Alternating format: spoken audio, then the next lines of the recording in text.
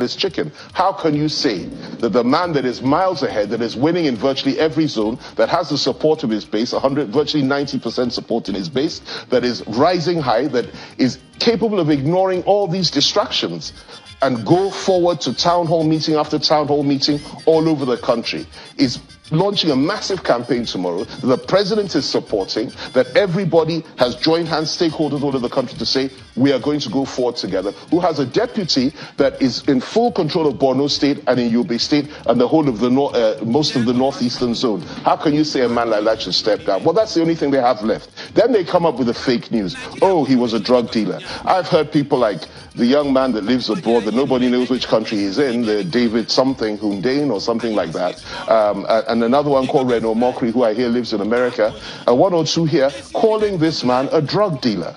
A drug dealer.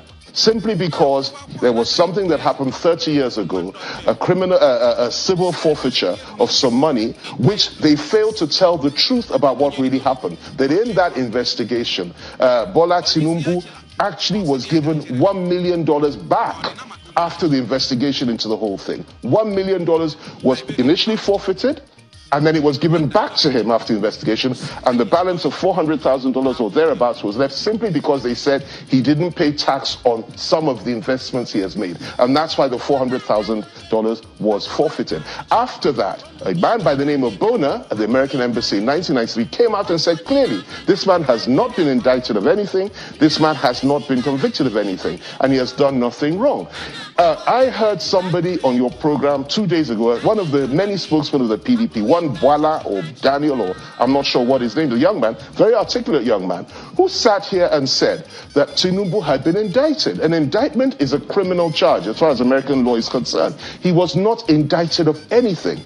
He gave up some money. Money was forfeited for tax reasons. $1 million was given back to him, and everything is self-explanatory, and the Americans said he's done nothing wrong. He's been to America on several occasions after that. The American ambassador has been to his office after that during the course of this campaign to wish him well. He has strong links in America, many investments in America, then and now, and they are now calling this man a drug lord in a reckless, irresponsible, and nonsensical manner, and I think that's unacceptable. Worse still, they come up with fake news.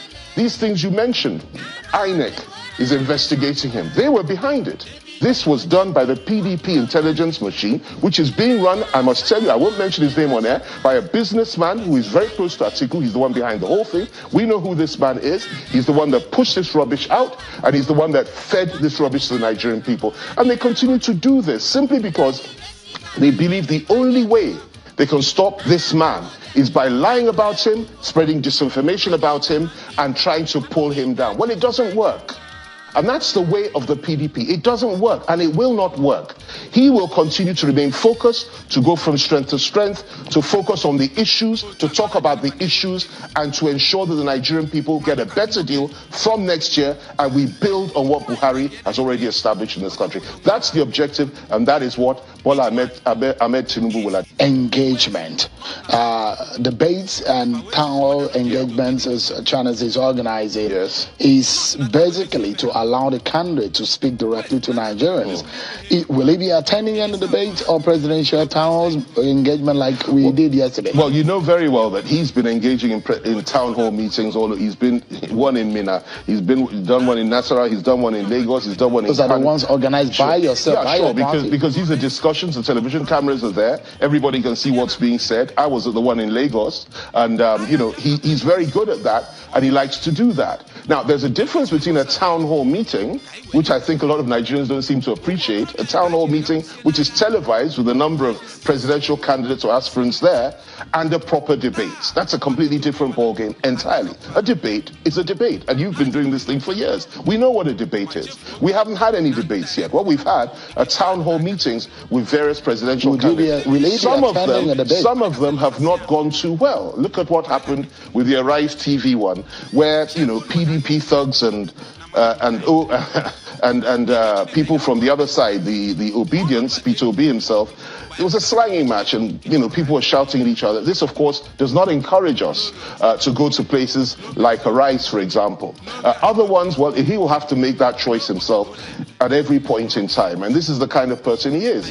And I think that decision has to be left to him. We never say never to anything, but at the same time, if and when he's ready to do that, it has to be on his own terms, when he's ready and when he feels that the atmosphere is good, the station or the people involved are people that are not biased, and that are not attempting to set him up, and that he's safe. That is the most important. But that choice is his choice, and his choice alone. The most important thing is to be able to engage with the Nigerian people. And sometimes, some candidates have this view. Not all, but some. They just go over the heads of everybody and go directly to the people.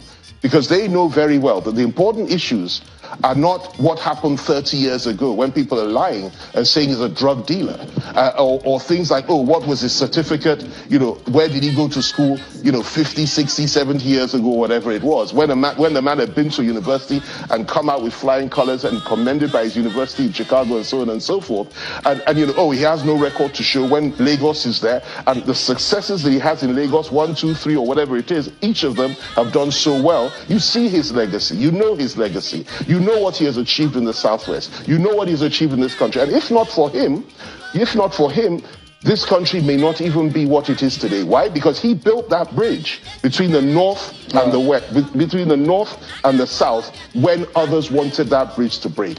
And so your candidate is not shy away from this kind of engagement. But on a final note, he doesn't shy away from anything. I think it's just up to him. The time, the terms have to be right. And I think, he has to look at his schedules.